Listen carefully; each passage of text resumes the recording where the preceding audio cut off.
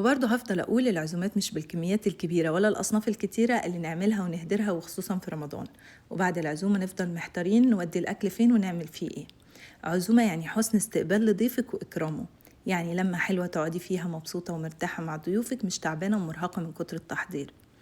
يعني تعملي صنف أو اتنين ضيوفك بيحبوا ياكلوهم من إيديكي، وبكمية تكفي عدد الأشخاص الموجودين، وتقدميها بشكل جميل أحسن كتير. كل واحد فينا بيبقى عارف ضيوفه بيحبوا إيه وعددهم قد إيه، وبيعمل بناء عليه.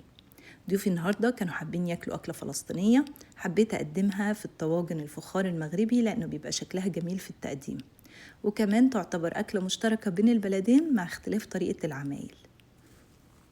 أكلتنا في الأيام العادية ما بيبقاش في جنبها غير فجل وجرجير وبصل أخضر وشوية مخللات مشكلة، بس بما إننا في رمضان فهقدم معاها شوربة شعرية، سبرينج رول بالخضار، وكمان سمبوسة بالجبنة. حبيت أزود أطباق لليخني على جنب عشان اللي يحب يزود على طبق. وبما إني عارفة إن ضيوفي النهاردة في منهم بيحب اللحمة وفي منهم بيحب الفراخ، فعملت صنفين من البروتين، وكل واحد قدمته في طاجن لوحده.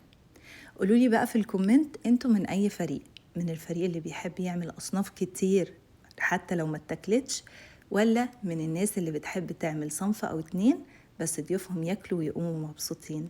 حبيت كده احط العصير كمان ما بين الاطباق عشان يدي الوان حلوة للسفرة بتاعتي. واكتبولي رأيكم كمان في سفرتي في الكومنت، واستنوا فيديو بالتفصيل لطريقة عمل المفتول الفلسطيني. وبس كده.